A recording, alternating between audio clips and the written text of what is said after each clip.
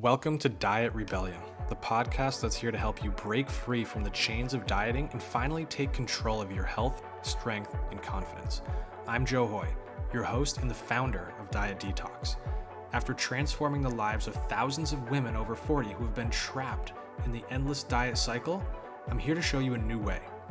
One that focuses on eating for your body's needs, restoring your metabolism, and rebuilding your strength for life.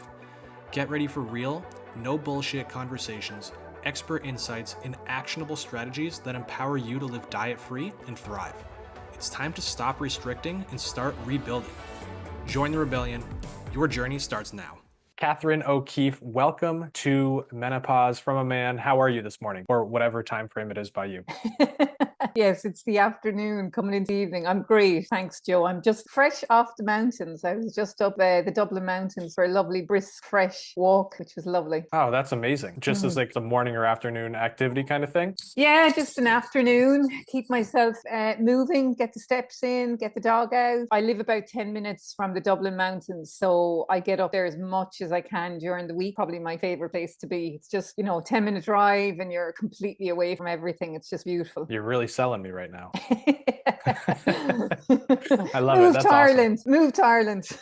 Well, between you and Loretta, I'm going to have to take a trip. That's for sure. I think I just figured out how, right? Because you are, if I'm not mistaken, you're the host of the Menopause Success Summit for 5 years now. That's right. Yeah. That's my write-off. That's how I'm getting there. So tell me about that. What is the Menopause Success Summit? Yeah, we had our fifth one just 2 weeks ago. And Wow. that basically was born out of, I guess, my own experience. When I went into perimenopause here back in 2014, nobody was talking about, it was tumbleweed. Nobody was talking about menopause, let alone perimenopause. And I kind of found I very much was finding my own research. I was reaching out to British Menopause Society, different societies, to get as much information as I could. And then I was blogging and loads of people were kind of, just the lack of information was astounding. And I was going around the country and I was doing talks to packed rooms all around Ireland. And then I kind of thought, like, okay, I need to bring more people in on this, and I need to create a day so that people can come and hear from experts from England, from Ireland. We had US experts on when I did it virtual during COVID. And so it became a great kind of community event for people to come together in one place and to hear the latest evidence-based information when it comes to menopause. And it's a fabulous event. You kind of find everyone walks away from it smiling, feeling very empowered. And that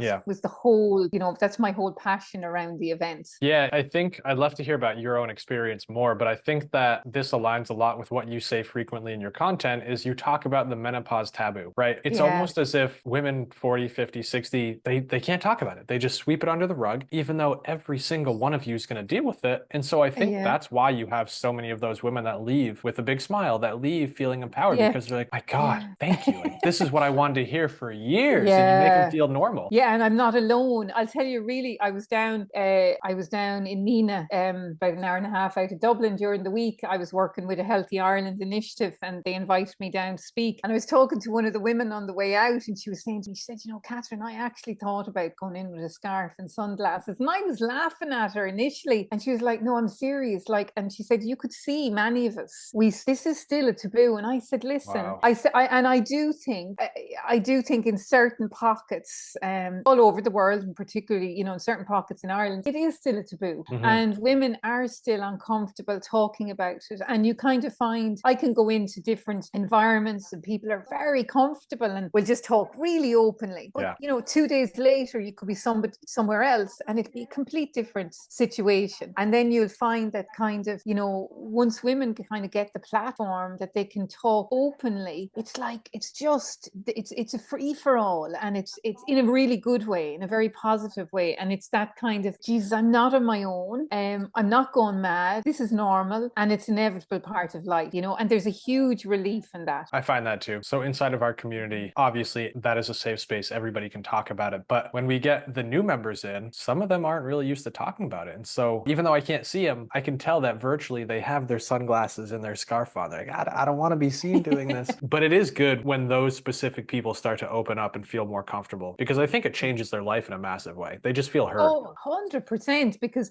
like I do a huge amount of work in workplaces and, in the community. And that's what women want. They want to be seen and they want to be heard and they want to be listened to. And once that happens, it just changes the whole dynamic. It changes the whole dynamic for the person going through menopause, and also kind of if you're in a work environment, whatever relationship you're in, that's a game changer. And it's kind of like, oh, okay, so I am being taken seriously here. Okay, so I am being listened to. That's like, that's the relief that comes with that, Joe, is massive, absolutely massive. And I think sometimes I'm very conscious myself. I can say that and I might sound flippant, but I'm not flippant because I know how deeply it resonates for women. And I know, having worked with thousands of women to date, I know how profoundly that impacts their lives. And the other thing is about supporting anyone going through menopause. You're not just supporting the person going through it, you're supporting all the touch points in that person's life, which is really important. What do you mean by that? So let's say I support a woman going through, say someone in your community, you're supporting her going through menopause, but you're also supporting her family. Like if she's a partner, if she's children, by virtue of supporting the person going through menopause, you're supporting all the touch points in that person's life. And that's huge, Yeah, I completely understand that. Because when you make that specific person feel heard, feel normal, they start showing up again as the better version of themselves. 100%. There you go. Totally. And they'll show up also more kind of committed because they feel supported. And for any of us, whether it's in a work relationship, a personal relationship, if you feel supported, your whole approach is different. Yep. I love it. So how'd you get into this? I know that it was the summit itself was born out of your own experience, but like what really were the driving factors? So if we go back, my previous career, I went to college in Dublin. I studied business management, very different to what I do now. I got a degree from Trinity and I worked in banking for over 25 years. And I worked in New York, I worked in London, back in Dublin. And at the time, when I was at the peak of my career, I was a director for a few years. I hit perimenopause. And I found going through perimenopause and trying to manage my career at the same time, and I had young children as well. Wow, that was a collision course.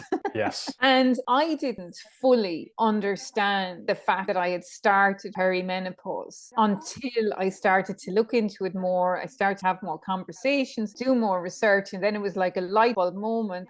This is what's going on. So I had gone back to college again. I studied natural medicine for 4 years, and then I started blogging about menopause, perimenopause, and the response was huge. And it basically went from there. I left the bank and then I started working full time in menopause in advocacy and, doing talks, I said, around the country. I used to do one-to-one work with women. Now, predominantly my work is group work or it's in workplaces where I go in and I work with companies and employers in education and awareness. So it's very much my own experience that brought me there. And I guess one of the kind of the real eye-opening, where I knew I had to make a change was I went away with some friends to Copenhagen for a weekend, go to the Christmas markets. And I'd had a little bit of spotting before I went, but didn't think anything much of it. Went out for dinner on the Friday night. It was Baltic. It was the end of November, really cold. Sure. Now 4 girls out for the night. We're all dressed up, whatever. But I'm sitting there and I'm like, okay, there's something going on here. And I started to get hot. I was just like really uncomfortable. And the next thing completely flooded out. My period came on in minutes. I destroyed the seat I was on. There was blood all over the seat and I was mortified. And that was a real kind of flooding is very common. 1 in 10 women will experience it at some stage of the transition. And that was a real like, oh, okay, come on now. And what happened then was after that, if I was in work, if I went anywhere, I was bringing towels, I was bringing change of clothes, I was doing everything to make sure that I wouldn't get caught out again. Because I left that restaurant in Copenhagen frozen with skimpy top on me, my jacket around my waist because I had to cover the state of my trousers, and it was just unbelievable. And I did a TEDx and I shared that story, and the amount of women I meet now, they're like, I was so relieved to hear your story because it happened me, and it happened so many of us, but yet we're afraid to talk about. When you shared that story, that's the first thing that I thought of. I just thought of every single audience member that's driving or at work or on a walk and just let out this massive sigh of relief or drop their shoulders. And it's like, oh my God, thank you. Right. Yeah. And Yeah. God, that's huge, Catherine. Like, just to say those stories and share them publicly so that everybody knows that you're not alone. Like all of this stuff Yeah. is normal. 1 in 10 is not a small statistic. No, and I remember I talked about the story before. I'd shared it when I'd, been in rooms doing talks or whatever. But when it came to doing the TEDx and putting it out there, I was like, oh my gosh, can I really do this? And at the same time, I was writing my book and I knew I was going to put it in the book. But there's one thing putting it on paper. It's very different getting up on stage. Yes. and talking about this, but I did do it. And I'm so glad I did it. And I do think, like, for every workplace I'll go into, I'll have somebody who will come to me after a talk and they'll just say, that's happened to me. You really helped me to know that. Now, when I came back, Joe, I went to the doctor, I had scans done, nothing wrong with me. There was absolutely nothing. It was simply one of those heavy periods you do get quite commonly in perimenopause, in the transitional years that are there. So, it was just a symptom I had. Like, if you look at all the symptoms of menopause, I've never had a hot flush, but I've had other symptoms, so I think there's great relief for each other when we talk about the fact, listen, this happens to me, X, Y, or Z. And it's all of a sudden, it's like, you're not alone, because we're all going through this. And I often think, the generations behind us, like our mom, they had such a tougher time of it because they didn't have the management options, they didn't have the support, and they didn't have the awareness that we have now. I couldn't agree more. I think generationally, this is just going to continue to get easier and easier, because for your parents, like you said, I don't think it was talked about at all. And there was no research about it. Now we have a good amount, but it's just starting to come to the surface. And so women, my generation, when they get to this stage, my God, I think that's going to be such a more manageable thing to navigate. 100%. Yeah. But I want to go back on one thing. Go ahead. Yeah, sorry. I think too, like, we've made great progress in Ireland. We probably followed the UK. They're very ahead. Yes. I can see the US. You're coming now. You're coming fast up the curve, because there's so many celebrities now which are starting to talk about menopause, which helps the awareness. It's just, I think what's really important though is, unfortunately, what comes with awareness is misinformation. And unfortunately, we're seeing a huge amount of that. And you're not going to escape it. I'd love to think you will in the States, but I know already you're not going to, because of the recent M Factor documentary. But it is brilliant though, still, the conversations are happening. I think that with any of this, there is going to be misinformation. And if I want to look at this from a positive perspective, I'd almost welcome it, because the people that are like you or the people that are like me, we're not going to like the misinformation. And so then we're going to speak up, and then we're going to do something to change that. So the correct information will follow. It's just going to be a little bit delayed. That's actually one question I want to ask though, is where do you think Ireland is in terms of like progressiveness for menopause? I know the UK is way ahead of us. I know that like you said, we're a little bit behind, but where do you guys sit? Oh, we're coming up really quick to the UK. Nice. We're very, very, we're on their tails. I would say in the workplace, everything. We're coming up really quick behind them. I think I do a lot of, recommendations and so forth with the government here in Ireland, and it is and has been on their agenda for the last couple of years, which has been a game changer. We now have specialist menopause clinics. We now have free HRT coming in January. There's a lot other aspects we need to look at yet, but definitely it's working. It's moving in the right direction. I think our challenge now is the misinformation piece, as well as kind of just keep making sure that we keep the awareness and the progression. I think the two of them are kind of coming in tandem. And I know even a lot of the doctors here are really, driven nuts nearly by the misinformation. And that's one of the things with the summit. We two of the leading doctors here in Dublin, in Ireland, Dr. Caoimhe Hartley and Dr. Nicola Cochrane, were two of the key speakers. And specifically, the topics I got them to focus in on are the two where there's a lot of misinformation, because again, it's bringing clarity, and it's going back always to evidence-based information. And I know loads of women said to me afterwards, Jesus, that just sorted all my questions, answered all my questions. questions in relation to testosterone, breast cancer, should every woman be on HRT? They were some of the key things we talked about. So I think we're definitely in a very, very good place. We just have to continue the momentum now, you know.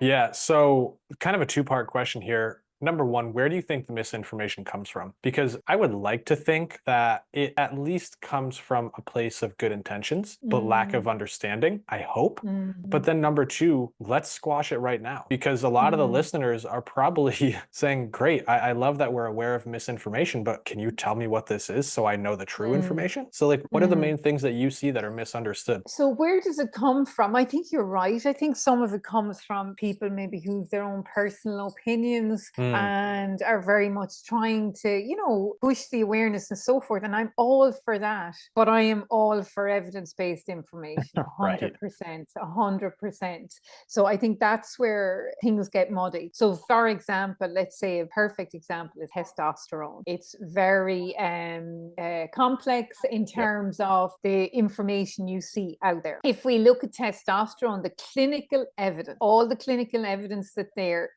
tells us that testosterone is to be used in menopause when there's one symptom, and that is low libido. Now, anecdotally, and you'll have certain people out on social media, etc., who will say, oh, no, testosterone is important for energy, for brain fog, for etc., etc. But we have no clinical evidence at this time to tell us that. It's only anecdotal. And it's really important that we're aware of that. And also, when we talk about testosterone, there's a lot of women think, oh, I'll start testosterone. My sexual activity, my libido will skyrocket. That's not the case. That's not the case at all. We know, again, if we look at the studies that are out there, you know, your incidences of sexual activity might increase by 1 per month. It's very small, whereas many women think it's going to be a massive change. And that's not the case. And then there's many women who start testosterone and it does nothing for them. So it's back to the individual nature of all things in life, and particularly when it comes to medication and HRT. So testosterone is one key area of it. Now, the other one is HRT in general. And when I say in general, I mean specifically around the fact you'll see it everywhere. HRT prevents osteoporosis, dementia, heart disease. So let's break it down. Yes, estrogen is protective of your bones. And most definitely, if you have issues, if you have osteopenia or osteoporosis, depending on whatever treatment your doctor might have put you on, estrogen in the form of your HRT regime might be part of that. But it depends on, you know, what stage you have, etc. So estrogen definitely is protective of the bones. Now, if we look at the heart, estrogen again is protective of the heart. However, it is not a preventative for heart disease. It doesn't mean if you take HRT, you're going to prevent heart disease, because possibly, Joe, the damage may already have been done. Who knows what's happening internally? So estrogen is protective, yes, but it's not a medication for heart disease. And that's very important, because unless you read beneath the lines and go beyond the sensational one-liners on social media or in, you know, on the papers or whatever, you might think differently. And then the big one, dementia. And this is one, my mum is 94. She hasn't known me for 7 years. She has Alzheimer's. I am very passionate about understanding dementia and the impacts on women. And we are more prone to dementia. However, at this point in time, again, there's no clinical evidence to tell us that HRT prevents dementia. Now, that might change in, I don't know, the next 5 years. The work of Dr. Lisa Mosconi will shed more light on it. But right now, HRT is not a preventative medicine for dementia. And again, that's one that you'll see out there left, right, and center. And it's really important. Yeah. And it's really, so if you take somebody like me, I'm a high risk for dementia because it's hereditary. It's in, you know, my mom had dementia. I also have hypothyroid. That's another tick box for dementia. So there's loads of things that put you at a higher susceptibility to dementia. So, that's why it's really important for women that we actually know, okay, well, what are the best things that I can do for myself to reduce my risk of dementia? So I'm all about lifestyle. I'm all about going up the mountains and pumping the oxygen, getting the brain flowing, getting the sleep, all about those lifestyle aspects. But we have to be very careful and not expect too much from HRT. I'm a huge supporter of HRT, and it has a fantastic role to play in supporting many women who are really struggling, or even just simply struggling going through menopause. But what we can't do is we can't put it up as being the holy grail, because it isn't. That's my hang up a lot, right? And just to go back to dementia or heart disease or even osteopenia or cirrhosis, these things started happening at 30, in your 40s. And just because you're now on HRT doesn't mean you're going to reverse that. You need to have been taking care of your body in the correct ways, the more simple ways, right? Nutrition, exercise, sleep, if we're talking about brain health, years before, right? And then, I mean, so we just, and we just had Barbie. I don't know if you know Barbie Bowles. She's a registered dietitian for brain health. She was just on the podcast. One thing, I don't know if you know this, but are you aware of like the APOE factors in your blood? Yeah. So that's a big one to look at as well. And I mean, there's nothing you can do about it. It's just going to predict whether you're more at risk or not. And we don't test for that here. Oh, okay. Generally, if you requested something like that, you would have to go to a neurologist, and generally those tests would be sent to the UK. So doctors don't do them as a routine test, whereas maybe in the US, possibly it is more of a routine thing. I think that might change in time, but I guess then the other side of that is, do you want to know? Yeah.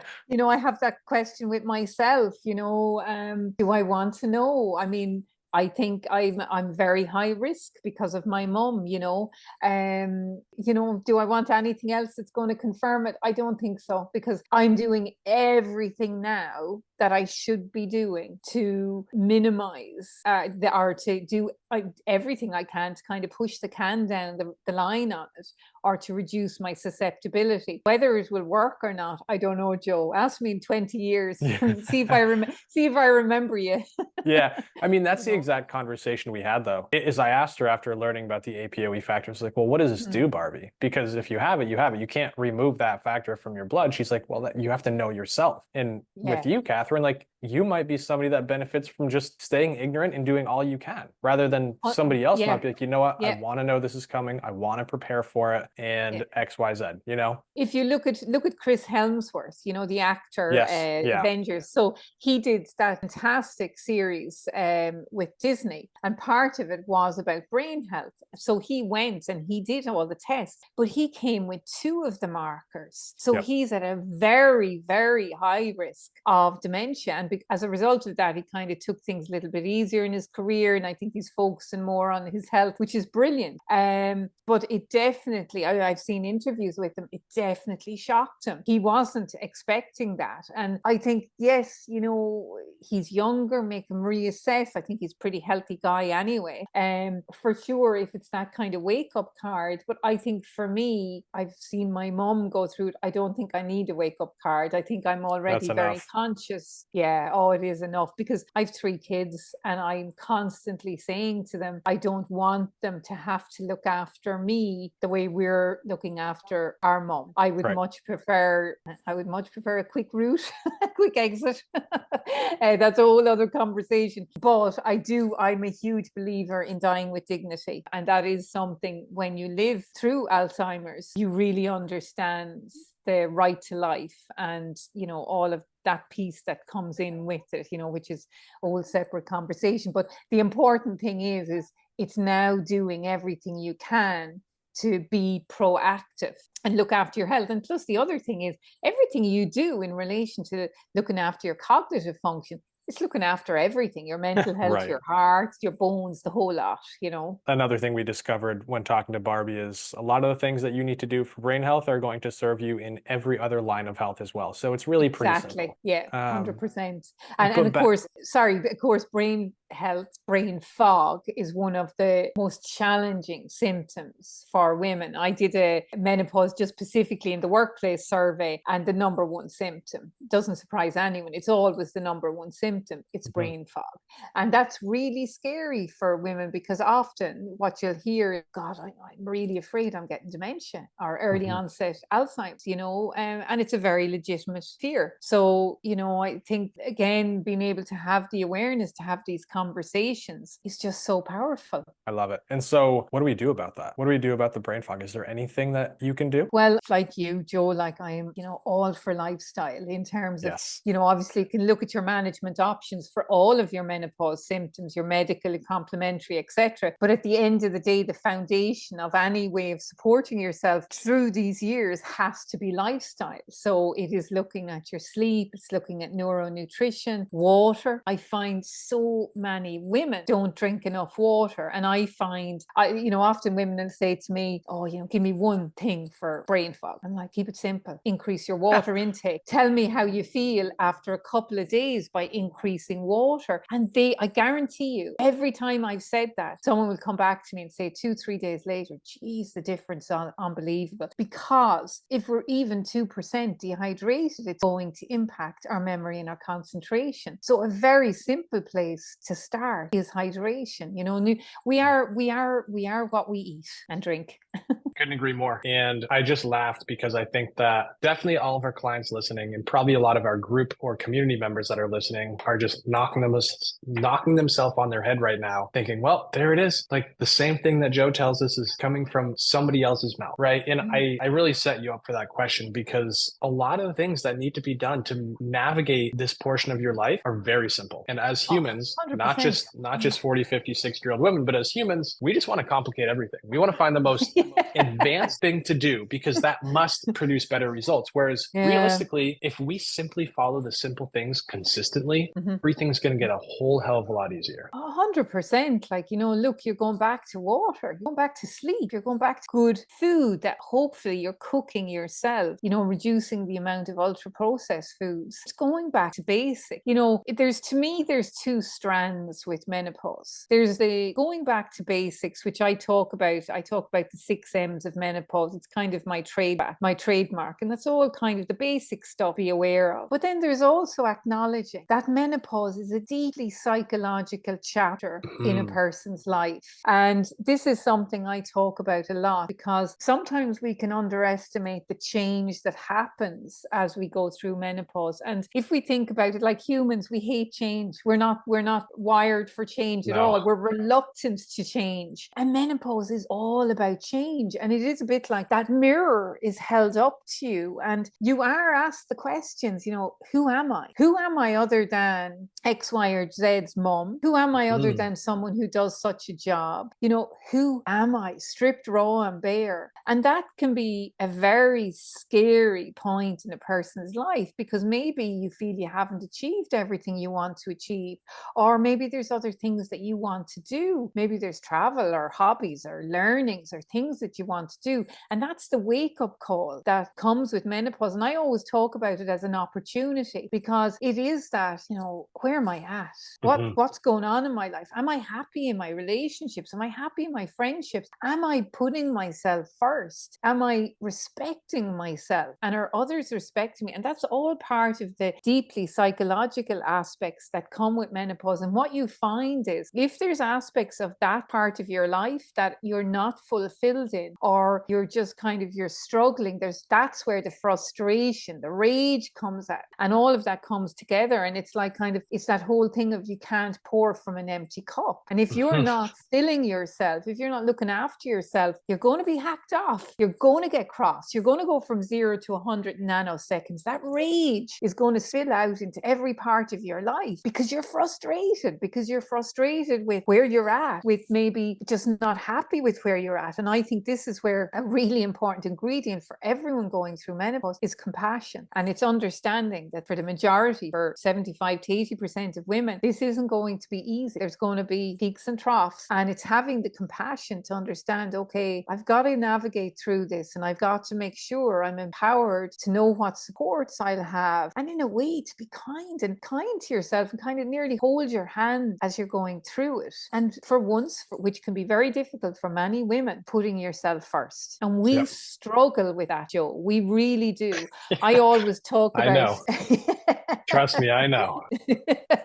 I always talk about, I always say that perimenopause through to postmenopause, it's a time in our lives that demands extra care. It's not the self-care. It's not selfish care. It's crucial care. If I don't fill that cup, if I don't fill my tank, I can't give to anybody else. And I'm going to be I'm going to be full of rage and frustration because I can't fill my cup and because I'm overwhelmed and I'm in the middle of the sandwich years with so much other stuff going on, and you're trying to handle it all and navigate what will be for many challenging symptoms of menopause. You just said everything that I say on a weekly basis. So thank you for that. That makes my life easier. We will take this clip out and work use for it next everywhere. week. Exactly. I'm going to take that clip out and use it everywhere. The thing that I see, because as humans, we're wired to hate change, right? We try to avoid change as much as possible and stay inside of our little circle of comfort. But with you ladies, you don't have a choice. You're forced outside that circle of comfort and you are pushed into discomfort. And because so many people hate change, it's tough. But I think that with a perspective shift, it can actually be the biggest blessing in disguise possible, because now you, like you just said, you get that mirror held up to you. You have no choice but to look at yourself. And so now you're evaluating all these things. Who am I? Am I Jimmy's mom, or am I Elizabeth, right? And now you can be Elizabeth and create who Elizabeth is and freaking love who you are, what you do, what you think, everything about you. Yeah, 100%. And I think it is that it's going back to, we don't like change, but if you can welcome change. And the other thing I always talk about is curious. If you can be curious about, okay, like that's what I've done all the way from the beginning. When a new symptom comes on, I was always, okay,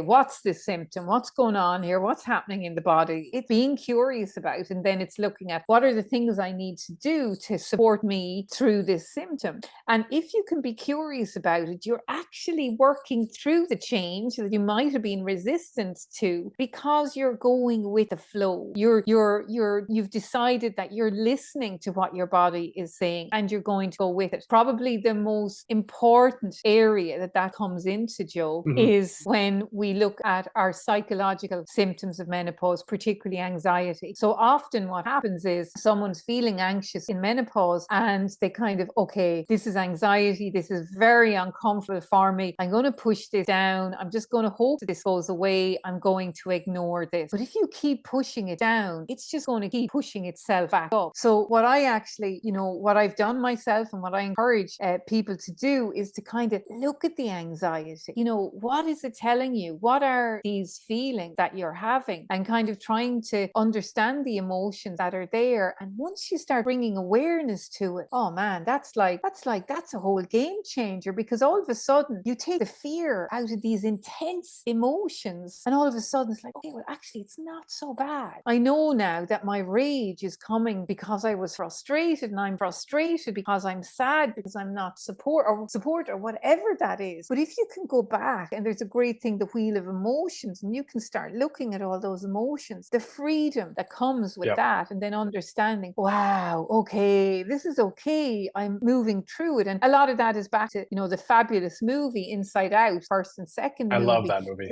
Oh my God, the second one. I haven't Seriously, seen it yet. they show the brain in puberty. Well, it may as well be the menopausal brain because it's so well done. So well done. And menopause is reverse puberty. So second puberty, right? Yeah. So the way you show the spiraling of anxiety in the brain, exact same in menopause. And once that spiral starts, you can't see any other emotion because you're in it you're in a whirlwind. You're taken away by anxiety. But that's what I'm saying. If you can be curious and kind of understand why am I feeling anxious? And it could be something simple. Like sometimes I might be going to do a huge group, might be 1,000 people. I'd expect to feel anxious. If I'm not, Sure. I'd be a bit worried. But I always kind of say, okay, well, there's anxious and excitement. So I have two ends of the spectrum. I'm okay with that. But there can be other times you can feel anxious for whatever reason. And I think as women, we should really trust our gut. We should go back to our gut instinct and just understand that your body is so powerful. And, it really can give you the right pointers in terms of this is what I need, this is what I don't need, this is healthy for me, this isn't healthy for me. Yep. So I haven't seen the sequel to that, but I have seen the clip of anxiety where the little person's running around. She's like driving through the anxiety and she can't do anything about it. So I know exactly what you're talking about. Yeah, well worth watching, because it just shows that when that spiral happens, every single emotion is suppressed. Joy, comfort, contentment, everything is gone because it's just anxiety. Exactly. And when you say fear, one thing comes to mind for me, because I mean, as someone that coaches others, I often need to lead from example. And so I've started to take fear and use that as a notification. And it's something that I try to teach our clients and our community members and today our listeners. But fear for me is a notification. And when I feel fear, right, aside from the fact like if I'm getting robbed or something is putting me in danger, that is my notification that I should probably move towards it, right? And the example I've used recently is I had to have a really hard conversation with somebody that is really meaningful in my life, but doesn't exactly serve me in a great way. And the reason that I knew I had to have this conversation is because I was terrified, right? I didn't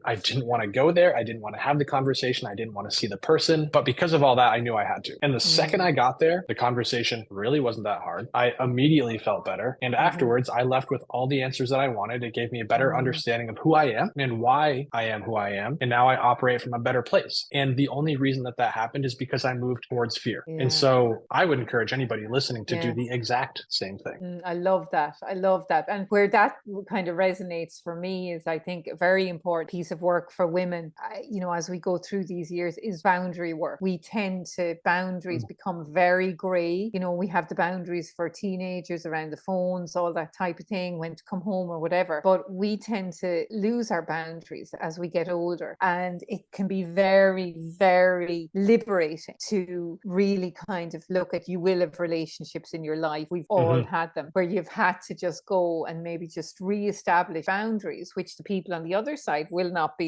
like. No. That's it. Yeah. And it's very important for your self-esteem, for your self-respect. It's really important that you have those boundaries. And you'll often hear people talk about menopause, that it allows you to say no more often. And it does, and you come from a very firm place. But I think a lot of that is tied into, and maybe some of it's unconsciously, there's a lot of boundary work that just happens as you go through these years, because you realize I've had relationships that maybe weren't supportive, weren't, as positive in my life as many other relationships. So, hey, I want to nourish the positive ones. The ones that aren't supporting me, well, maybe it's just time to let them go, or understand they're operating at a different level. And that all ties into boundary work. And I think that's hugely liberating. Yep. I couldn't agree more. I could not agree more. Well, Christine, thank you for today. This was probably one of my personal favorite episodes, to be honest with you. And I hope that many others feel the same way. And if they do, and they want to spend more time with you, where can they do that? Where can they find you? I'm on all the social media platforms, wellnesswarrior.ie, and that's my website as well. So that's the easiest way to connect with me. Awesome. And I know you have a book. I think it's a bestseller, and I'm pretty sure I've seen it on Amazon. It's called All You Need to Know About Menopause. Is that correct? Practical. And there's a huge big section there on the 6 M's of menopause as well. So that's kind of just coming at it, practical lifestyle. It'll be everything you're familiar with, Joe, and probably what you preach. I hope. Probably. I'm going to take a dive into it so I can double check that and see what I can learn from it. And I encourage that everybody else does the exact same thing. Catherine, thank you so much for today. Thanks, Joe.